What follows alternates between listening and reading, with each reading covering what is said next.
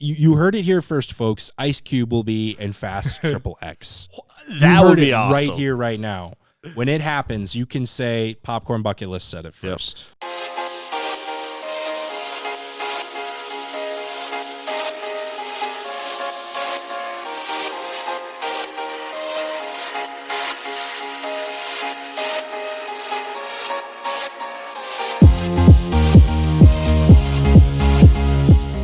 Hello and welcome to another edition of Popcorn Bucket List, audio only this week, not necessarily because of any technical difficulties, although we did run into that, but we are kind of in the middle of a remodel, I guess you would say. Yes. It's kind of a transition thing. We got some things planned here these next few weeks, really for the summer, I guess I would say for sure. Yeah. And then we'll see what happens kind of in the fall. But yeah, just didn't have time to really finish that, so just audio here today. For those of you who are curious, who watched the episodes, yes, Ryan still made the emotions he usually does at the beginning, even though, and he's like pointing to the cameras right now, which are in front of us, but are currently not on. And our interns behind the cameras. Yeah. The non-existent, non-existent interns. So yeah, like I said, look forward to next week. We will have, I think, a pretty cool episode for you there. But let's get into the opening spotlight. You know what this show is about. We talk about movies. We talk about the new ones, the old ones, everything in between. This weekend will be the premiere of Fast X. There are now as many Fast and Furious movies as there are commandments in the Bible. Yes. God help us. The Fast family grows. Yes. In case you haven't heard me say it before, I'm not the biggest fan of the Fast and Furious franchise. They probably last me around Fast 5. Which is weird because that's where it like gained a lot of people and a lot of fans. That's when The Rock came in, right? Yeah, that was when The Rock came in. I would say I felt like there was a big increase when Fast 5 came out, and I remember the hype back in the movie theater. I think I was still working at the theater in those days. You remember what year was that? Had to be early 2010s, I want to say. Yeah, I was working at the movie house, and I remember it, and I think I have a cup. Like it had to be because I know Fast and Furious 6 came out 2013. Okay, so it had to be 2010, 2011. Yeah, somewhere in there. But yeah, I remember it was awesome. The Rock, he was huge. Vin Diesel was huge. It was, yeah. But then it just kind of like, that was kind of like you said, the jumping off point. Like now, yeah, we'll get into it. We'll get into it. But we're not going to talk about them, at least not right away here. Because I hate this franchise so much and because it's my show, I can choose not to talk about it. In fact, we're going to talk about car movies, however. We're going to talk about other franchises and car movies that we think are better. And I want to preface this by saying, yes, there are racing elements in some of these Fast and Furious movies. We are going to be focusing on car-centric movies. However, we tabled all the ones that involve competitive racing for a different time. I'm a huge motorsports fan. I can talk everyone's ear off for an hour just on that alone, so we wanted to save that for another day. But we are going to talk about movies with big car scenes or car moments. Let's get right into it. I want to start things off by talking about one of the oldest, one of the first ones, Bullet. Steve McQueen movie. Classic. It's got a epic car chase. Now, if you watch it today, it probably doesn't look as epic, but it's one of those where it's an older movie, and so it was this was pretty cool for the time, especially kind of thing.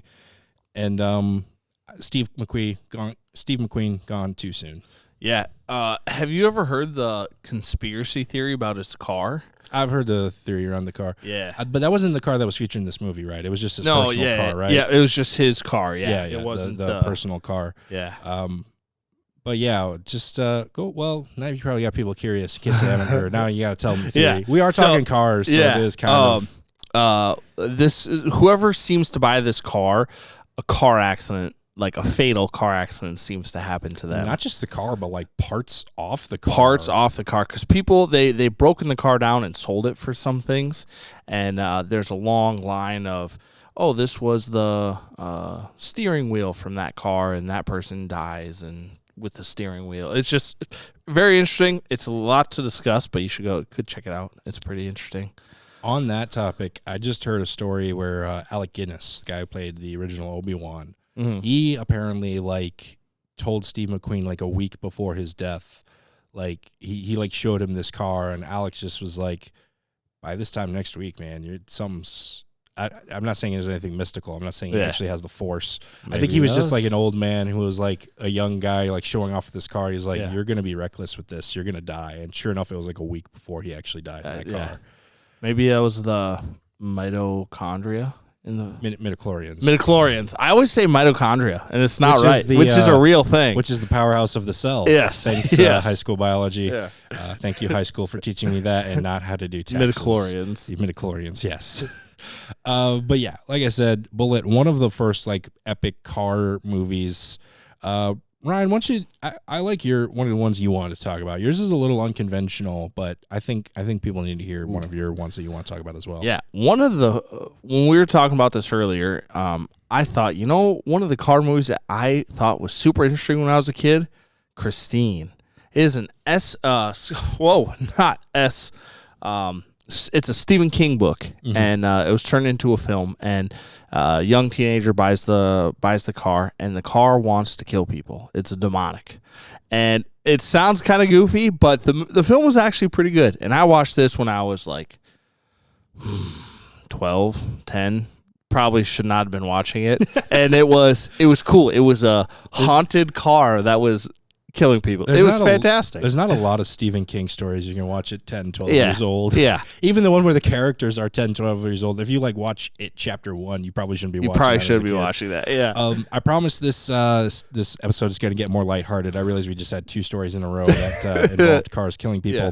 So let's just move right on to another one I want to talk about, Drive with Ryan Gosling. This is a little bit more of a modern movie, but I feel like it almost kind of had the same vibe as Bullet, where it was just, I mean, part of it is because Ryan Gosling, I feel like, is such a Steve McQueen type. Yeah. But it's also kind of hard to say what a Steve McQueen type was just because we had him for such a short amount of time. But it was kind of like, well, if anyone, it would be him. And then he's also in this kind of like car-esque movie with these really cool driving sequences. One of Ryan Gosling's best performances, if you ask me. I agree. To be honest. And it's not even close, really. No, he does a fantastic job in this movie, and I think he single-handedly brought back the white Stingray jacket that he wears in there. That's right. Awesome jacket. And I remember when that came out, not necessarily people here, but people were buying that jacket up and wearing it, and it was a cool jacket. Why don't you hit us with another one that you wanted to talk about here? This one I think we agreed on. Definitely deserve to be on this list, but why don't you let us know what it is? So for my next pick, I'm going Mad Max Fury Road. Don't know if everybody's out there had a chance to watch it. It is absolutely phenomenal. One of the craziest, I would say, most practical when they could, as in they actually made some of these massive vehicles and they were actually driving them and crashing them. And there's some scenes where there's guys on bamboo poles on like the back of like Mario Kart racers, and they're hanging on the bamboo poles 30 feet in the air, swinging back and forth, and they're actually doing that. It's crazy. And I always loved, because it won a ton of Academy Awards for special effects, none for the acting, but all the special Charlize effects. Theron got robbed there, if you ask me. But. Yeah, and it had the main character, Tom Hardy. Tom Hardy, awesome, phenomenal, and it's like you said, it's a little light on the story, but it makes up for it in the action sequences. Fantastic. You want to talk about a rags to riches story. I always hear this story when it came to like the first Mad Max, because this is the 4th in this series. Yeah, it was like Mad Max. Then it was Mad Max Thunderdome. Was that the second one? Yeah. Or was that the third one? I don't remember. Anyways, my point is when you actually hear some stories of the first one, like some of the cars that were used in the first one were George Miller's actual cars. Yeah. Like they couldn't afford to get a few more, so he had to use his own. Yeah. And then you mentioned the practical effects in this one, and from what I understand, none of them were George Miller's. At this point, he had enough budget where he can get his own and everything. Yeah. But it's one of the best like rags to riches stories in cinema, in my opinion, and one of the most epic. things ever. Yeah, and I was gonna say on that note, there's a scene where a guy is strapped to the front of a semi, and he's playing guitar, and there's flames shooting out of the guitar, and he's not just strapped; he's like bungee corded to the front of it, and he's like dancing around while he's playing, shooting out fire. It's crazy. It was one of the most used clips when it came to supercuts and playlists of 2014 movies. Yeah. Hey, we talk a lot about movies on this channel, but sometimes the ones we talk about aren't the most accessible. That's where the Marshall-Lyon County Library comes in handy. They have a great collection of physical media, as well as a couple of online services with many, many options for movies, TV shows, and documentaries. It's easy. Just get your own library card at the Marshall-Lyon County Library and gain access to their large variety of movies, TV shows, and of course, books. Also, be sure to check back every month as we here at Popcorn Bucket List make specific movie recommendations based on a monthly theme. This month, we're talking Bond, James Bond, and his best movies of all time. So head on over to the Marshall-Lyon County Library for some of our favorites and check out the channel to get even more movie recommendations. And now, on with the show! The other one I want to talk about, and I kind of question putting it on here, but I think it deserves to be on here. The very first Smokey and the Bandit movie. This one was so car-centric that the car itself used here, the Trans Am Thunderbird, is almost a character in itself. But I think we forget how big of a box office star Burt Reynolds was back then. He was essentially like 70s Robert Downey Jr. Like the charismatic, I'm just a cool guy, I can kind of do whatever I want. And I'm post-Marvel Robert Downey Jr. Don't you mean pre-Marvel? Or no, post-Marvel. Because before he was having all that trouble because he went to jail. You're talking about post-Marvel Robert Downey Jr. Yeah, I'm talking post-Marvel Robert Downey Jr. We don't know what Burt Reynolds was getting into. It was the 70s, man. Yeah, he probably was too. There was a lot going. Better at hiding it. There was a lot going on. It was the 70s. I don't know. But I mean, this was such a huge hit. Like it came out the same year as like Star Wars and like competed against it, and it did pretty good. But it also was like a huge like car movie. Like this was like you wanted to stick it to the authority. You know, it was kind of Robin Hood-esque, but not really, because it was kind of for their own selfish gains. It was if Robin Hood was selfish. I mean, a little bit, I guess, and also more charismatic, I suppose. Yeah. But I love that car. I love that Trans Am. Yeah, well, and I think even nowadays when you go to car shows or derbies or things, every once in a while you do see Smokey and the Bandit T-shirts, or you see that stuff still. So that just kind of proves the legacy that it's had. Such a great movie. Don't watch the third one. It's terrible. One of the worst movies of all time, and I'm not saying that as hyperbole. It's down there. Why don't you hit him with another one here, Mr. Meyerberg? What's another one here? This is a mid-2000s movie. Or excuse me. This one only came mid-2010s. It would have been like 2018, I think. Oh, okay. So later 2010s. 2017, 2018. Yeah. This film is Baby Driver, which combines probably two things you shouldn't be doing, AirPods or listening to music in both ears and driving really fast after somebody commits a robbery. Like two things you should probably not be doing. But you mentioned Baby Driver. It's directed by Edgar Wright, one of my favorite working directors right now. And one of the things I hate about the Fast and Furious franchise is how it's shot. And to give them a little bit of credit, I mean, they're shooting them like every other action movie is, very super choppy, and that's just the way you do it. Edgar Wright has his own way, and it's the way I want all car sequences to be shot. In that it's like these awesome transitions and these cool like passes as they're like going by and everything. And if you kind of want to know what I'm talking about, just kind of watch. I think the first like scene is online, and they released that before the movie even came out, of just like the first car chase. And again, would like to point out the main character is part of a bank robbery crew. Not the nicest guy ever, but heck of a driver. One heck of a driver, that's for sure. It's a fun movie. And like you said, I think the transitions are really kind of what separate it from other films as well. Just kind of that, like you said, it's not choppy. It's not this. It's not your Fast and the Furious movie. It is It's cool. Yeah. Yep. And then one more I just want to give as like an honorable mention myself. I think we both got an honorable mention here, but Jason Statham, he is big in the Fast and Furious franchise right now, but I want to talk about a different car series. He's in the Transporter movies.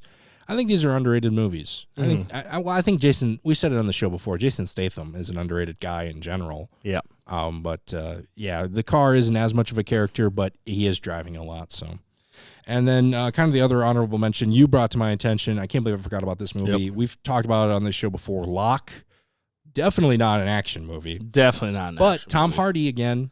Yep. And I will say he spends more time in his car than any of these other movies combined. That's true. Yeah. I would say, was it 98% of the film? At least 98% of the movie he's in his car. Yeah. There's only like a short minute at the end that he's not in the car. Yeah, and like a short minute at the beginning. That's about it. Yep. So yeah, those are some car-centric movies we think you should check out instead of Fast and Furious. I know you're probably not going to listen to me. You're going to go check out Fast X because it's big. And I get it. It's fine. I get it. I'm in the minority. Whatever. Yeah. But speaking of what's coming out this weekend, let's get right into the weekly preview. Friday, May 19th is what we're talking about. We've already alluded to it. Fast X, the 10th movie in the Fast and Furious genre, subgenre, whatever you want to call it. Technically, I guess you could say Hobbs and Shaw is in there somewhere too. So technically, this is the 11th, but it's the 10th Fast movie. We don't talk about. We've come a long way from the first film of barely making it street racing and a lot of other things to space and jumping building to building and cars. Yeah. I love how you said that, like barely making it street racing. Because, even the first one, that was such a huge thing with street racing, but it was kind of barely about it. Yeah, yeah. But before, there's really not a lot of story with these things, if I'm going to be honest. So to talk about this movie, I wanted to bring up the timeline because it occurred to me earlier this week. Some people don't actually know that this timeline is a little out of order, I guess, when it comes to these movies. Mm-hmm. You can watch them in whatever order you really want. I don't think it really matters because, again, there's really no story to these things. And nobody. It's all about family. Yeah, it's all about family. They get the family together, they do something, family goes away. Yeah, ride off in the sunset. Yep. So I just want to briefly bring up the timeline in case people were curious. So looking at it, the very first movie was the very first one, The Fast and the Furious. That was the first one. Too Fast, Too Furious. With a 2 in each of the twos there, because that's clever. It's cool. That was the second one. Here's where it starts getting a little confusing. The third movie that came out, Fast and Furious Tokyo Drift, that was the first one the third one that came out. Put a pin in that guy. Mm-hmm. We'll get back to that one later. Little side biscuit for you. We'll get back to him later. The next one in the timeline, Fast and Furious. This is technically the fourth one comes out. Then Fast 5, the one where The Rock finally comes in. Fast and Furious 6 comes out after that. And then in an end credit scene to that movie, that's where they retcon the timeline. All right. Now Tokyo Drift takes place after Fast and Furious 6. Almost immediately after, I guess I should say. And then it actually goes right into the beginning of Furious 7. And then the timeline pretty much kind of straightens itself out here and everything. So then it's Fate of the Furious, Furious 9, whatever it's called. I don't remember. F9. F is for family, I think. Oh, is it really? I think so. I could be wrong. Full disclosure, I completely lost all interest and hope in this after Fate of the Furious. That was the last one I saw, and I just stopped paying attention or caring. Yeah. So I'll take your word for it on that one. Yep. And then somewhere along the line, also Hobbs and Shaw came in there, and then finally Fast X, the one we've got now. Yep. The other interesting thing about this movie, initially it was kind of marketed as this was going to be the final chapter. It's going to be the last one. And final Fast. And I'm sitting here thinking, thank God. there is a God out there, and he listens to prayers. And then a little while later, they were like, well, it's technically part 1 of 2 of the final movie. I'm like, okay, whatever. And then like a couple of weeks ago, Vin Diesel in an interview was like, well, it's really actually part 1 of 3. I was like, God dang it. Yep. That's exactly what I was anticipating. We first saw this with The Hobbit, Peter Jackson. Yes, I'm making a Hobbit film. It's going to be like 3 hours long, 3.5 maybe. It's going to be awesome. And then, real quick, he goes, actually, we're going to make 2 films, and they're both still going to be pretty long. And then it goes to, actually, we're making a trilogy. There's going to be 3 films, and they're all going to be 3.5 hours long.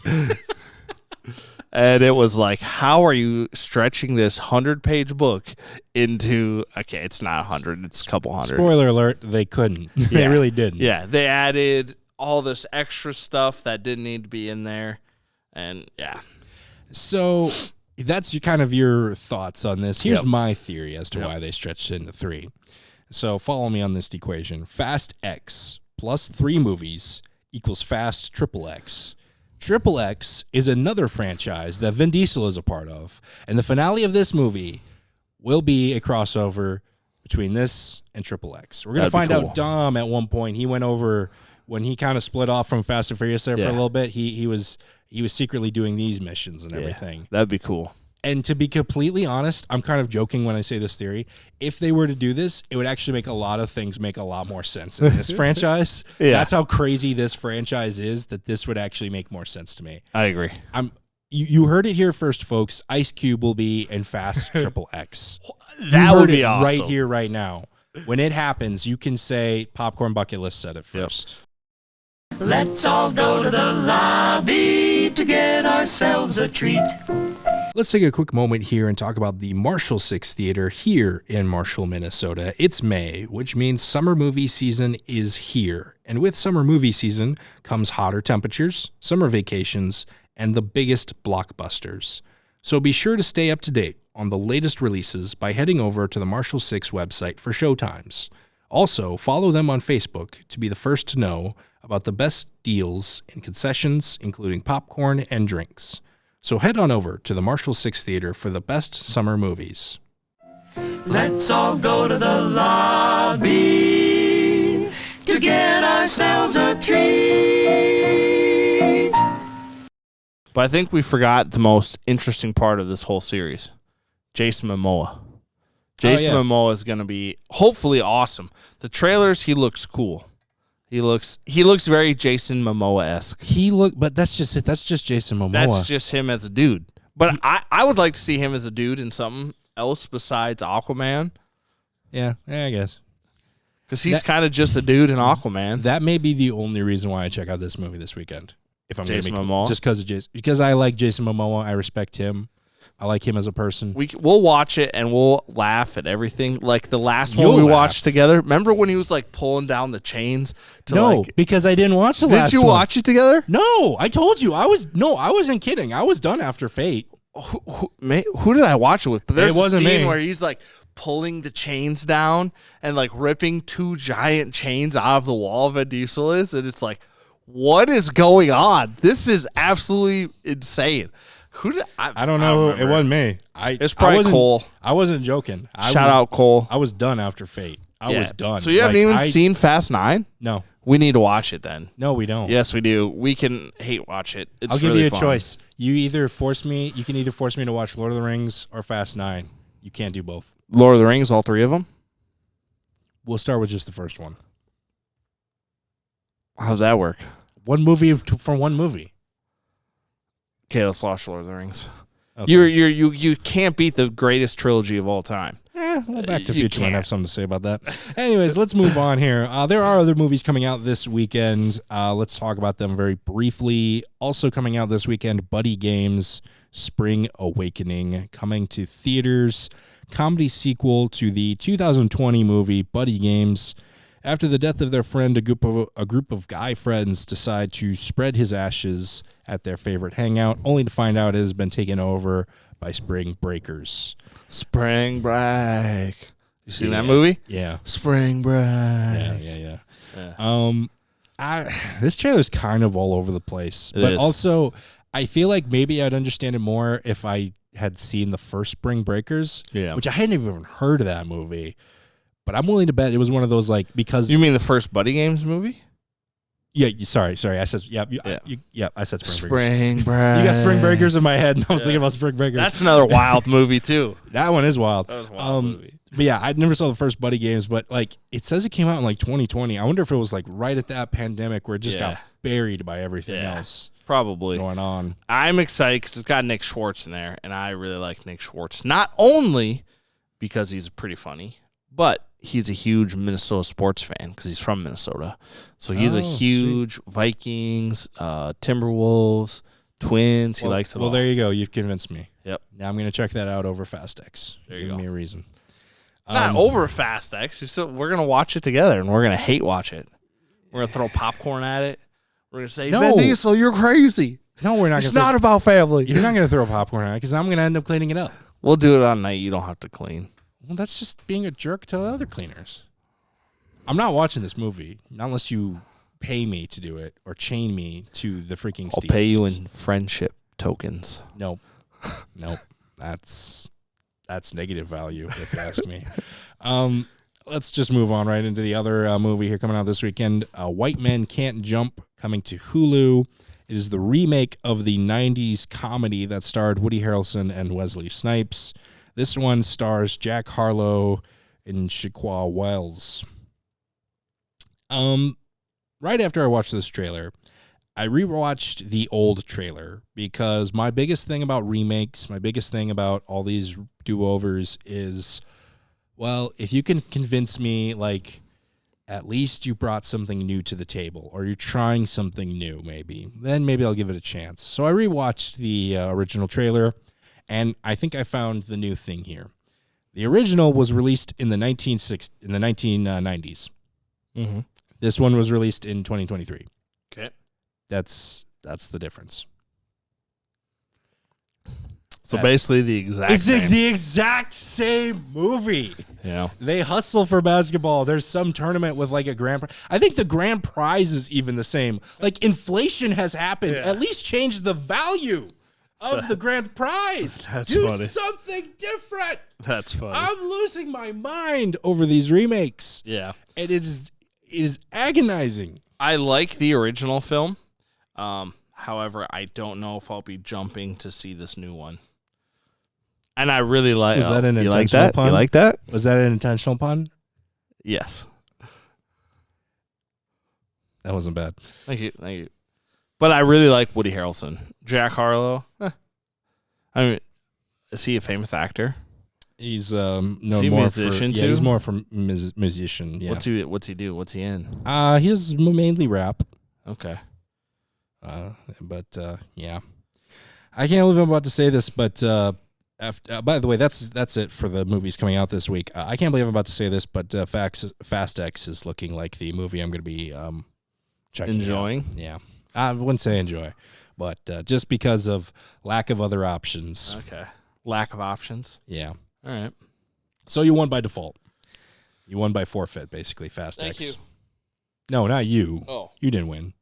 Okay. What do you think you won? I don't know. I just heard you say you win, so I was going to take I was talking to Fast X. I'm fast. No, you're not. I'm fast 10 times. No, you're not. Tenfold. Stop it. All right. This is this is a really cranky episode for Nick, so let's just get out of here. Let's end things with a number one recommends portion of the show. I went first last week, so it seems only fair to let you go first this week, Mr. Meyerberg. right. Take it away. I might be revisiting something that I've said before. I don't remember, but I am going with the Netflix show Making Fun. I was watching it with kiddos the other day, and it got me like. So the point of this show is some little kids go on. They talk really smart to this woodworking team, and they make stuff for kids. Like one of them, he wanted a giant guitar boat that would float and be able to. It was a boat shaped like a guitar that could play strings and actual like. So that was cool. And then another kid wanted a. They only make one thing an episode, and like another one wanted a giant ship that you could drive on land, and it shot pizzas out of it at people. And like, so they take these ideas from little kids and they make them a thing. And I was like, I wonder, like, how long does this take in real life? How do they get the ideas? Who are these people that are working on it? And a lot of it came back to some of them worked for Mythbusters. Like, they ran the shop for Mythbusters and, like, did some of those things. So it was super cool to think, like, oh, yeah, just because you manage a woodworking shop for this, you are actually doing this and making some kids' dreams come true with what was it? Yeah, they just had some wild things, and it was kind of nice to watch that and just see people making these crazy things for these kids, and and then the connections with Mythbusters and kind of that more behind the scenes special effects kind of people, and like, oh, these are the people that do those things for those movies, so that was kind of cool. So, yeah, Making Fun on Netflix. Check it out. Even as you were saying that, like those wacky things, I'm like, that sounds like something like they'd make on Mythbusters just to prove a myth or something like that. Yeah. I was literally thinking that before you even said that. So, yeah, that kind of makes sense. Good to see that they're still making crazy stuff. Yeah, it's pretty wild. I miss Mythbusters. I do too. I'm usually not for show revivals. Can we bring that back, maybe? Yeah. Maybe. I don't know. Yeah. All right. Mine is a real quick one. I know we talked about James Bond a couple weeks ago, but one that I never really got into that I would like to recommend here that I've rewatched since the Pierce Brosnan series. I think GoldenEye was considered to be one of the better ones. I really kind of like Tomorrow Never Dies for two main reasons. I guess three main reasons. One, Pierce Brosnan, not a bad Bond. I don't really think anyone was a bad Bond necessarily. But two, it stars Michelle Yeoh, who I have raved about in the past for being in Everything Everywhere All at Once. She was a kick-butting, awesome person back then. She still is today. But also because it has to do with a television corporation kind of trying to take over the world. Yeah. Which I feel like in the 90s was kind of one of those, oh, this is a ridiculous Bond plan. We're making kind of fun with it. Yeah. But I'm watching it now and I'm kind of like, oh, this is hitting way too close to home. Oh, this is not, I get that they're being cartoonish in this movie, but oh, this just feels too real. Too real. Yeah, too real, to be honest. So as if you want to rewatch that one, and I think they predicted a few things there, to be completely honest, that is kind of scary. But yeah, that's probably my favorite Pierce Brosnan one. So that's what I'm recommending this week. Very good. Well, that is going to do it for us here on this episode of Popcorn Bucket List. Be sure to check out the biggest blockbusters of the summer at the Marshall 6 Theater here in Marshall, Minnesota. And if you want to see some more of our movie recommendations, check out our display at the Marshall-Lyon County Library. For myself and Ryan Meyerberg, thank you so much for watching, and we will actually see you physically next week with a possible new set.